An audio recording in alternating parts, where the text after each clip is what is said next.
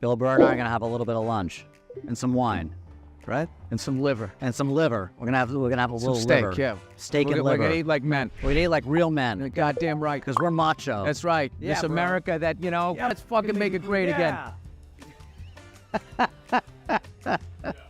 All right, here's another thing that I love about you.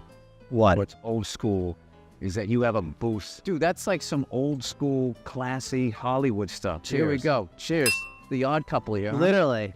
That's the Instagram hashtag right there. I'd have thought. At what age did you start tapping into this right here? Wait, The minute I came out of my mom's uterus. good.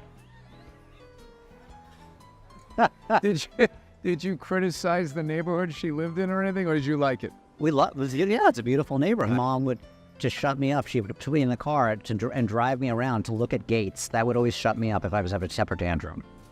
Are you kidding me? What age is this? 6, 5, 6. I want to look at gates. Do you like almost like a prodigy, like musician, but like... I'm an idiot savant, which more of an idiot. No, but like real estate though. Yeah, kind Where of. people are like, this kid's got it. Did she buy like a little suit or something like that? I was going to be an architect and a talent agent. Fred Savage told me to be an agent when I was a kid. You would have been a great agent. The way you battle with some of your clients for these houses.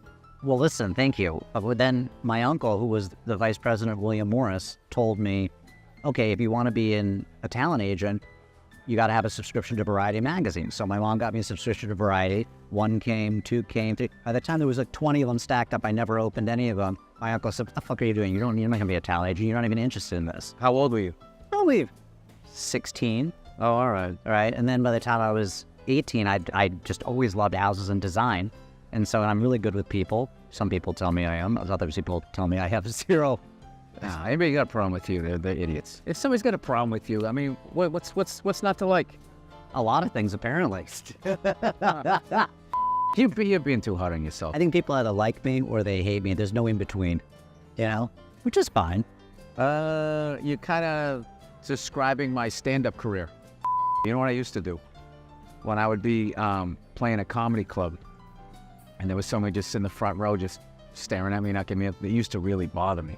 And then what I would do is I would go after them, and I realized after a while is that's what they want. It's like, I don't know what their deal is.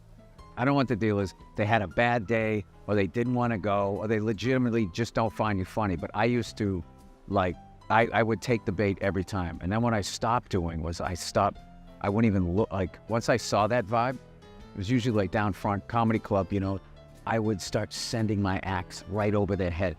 And I would get really big and silly, and I would make these gestures, right? Yes, and then the key would be, when you said goodnight, and you're getting this great ovation, is you still don't look at them.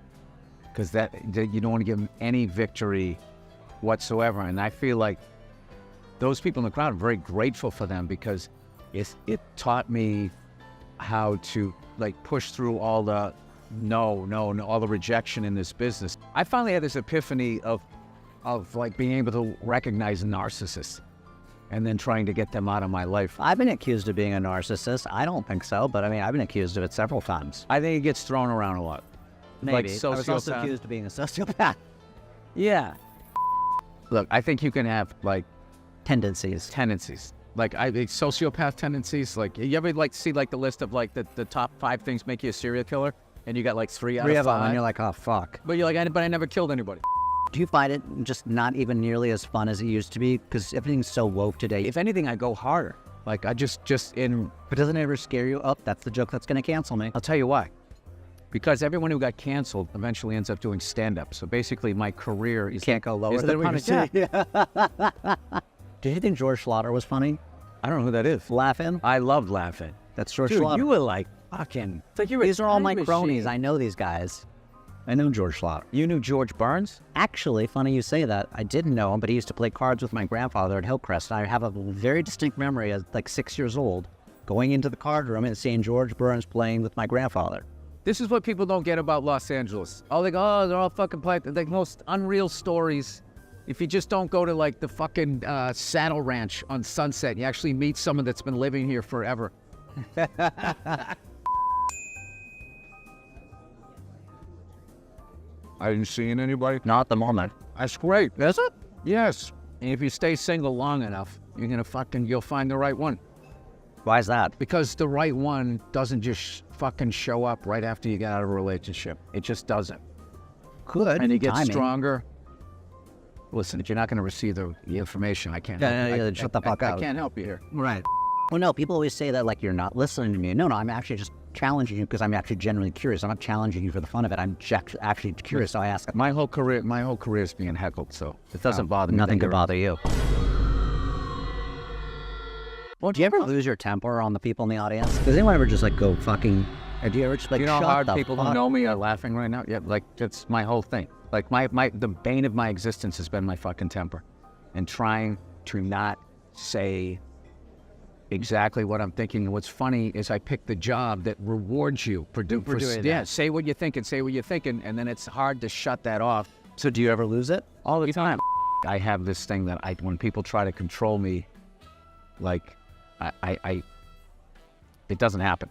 You don't like rules, or you don't like someone. No, I love rules. I have no problem with rules, but I don't like somebody with their hand on the back of my neck and now we're going over here, and now we're going over here, or, you know, don't talk until spoken to, that type of shit. I don't know what the hell this has to do about real estate, but it's good to get this out of me.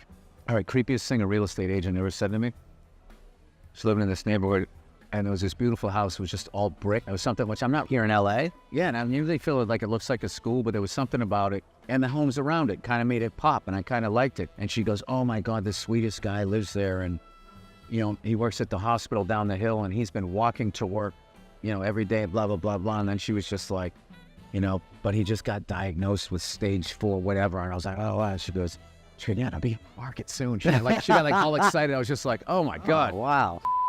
I don't know why I've always loved cars. It's not a very gay thing, right? Like, I'm into cars, you know? I feel like that's a very I feel like it's a more straight kind of a thing. I don't think I ever thought about that. Well, I know. I think there's room for you. You don't see a lot of gay guys that like classic American cars. Yeah, no. No, when you see that, do you think they have daddy issues? Yeah. They're trying to be the straight guy that I he love wanted it to when be. I meet a gay guy that's into sports. That's always the most interesting thing to me. And they're like, yeah, I'm watching the football game. And I'm like, well, does something happen to you? What's going on here? Well, I would think you guys would want a bunch of guys running around tackling on each other. Oh, I didn't say I have a problem with it. No. I'm just saying that there's something off. There's just something off. So you watch NFL football the way I watch women's volleyball. Literally. You know what's annoying me is that ugly women are trying to say their shorts don't need to be that short. It's just like, you're going to take away every little thrill. Just terrible. Yeah.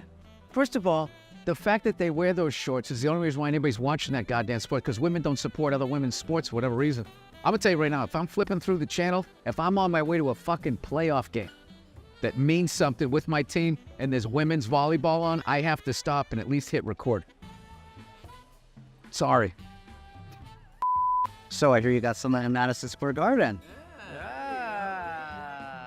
I can promote that. Tell me about it. Well, this is my 3rd time doing it. That's pretty impressive. And I play drums as a hobby, so whenever I play, I get some friends of mine. We rent a drum kit, or we just have a jam before we go out there. You know, just dad band, you know, a bunch of old guys playing. It's oddly makes the space feel smaller to make all that noise. And then you go out there and you know, you have a great time. One of the coolest things about playing Madison Square Garden, the ushers. And they've been there forever, and they've seen everyone. And if you're not an arrogant ass, they'll start telling you stories. You know, it's an incredible experience. So, this has been fun. We've talked very little about real estate, but that's okay. Well, you got to build a relationship first. That's true. It gives us enough for round 2. But I already liked you. I liked you even more with all of this stuff that you're talking about, man. We got You're a lot good to cover. dude. You're a good dude, too. Yeah. Thanks for this, and we'll see you at the house in Truesdale. All right, let's head out here.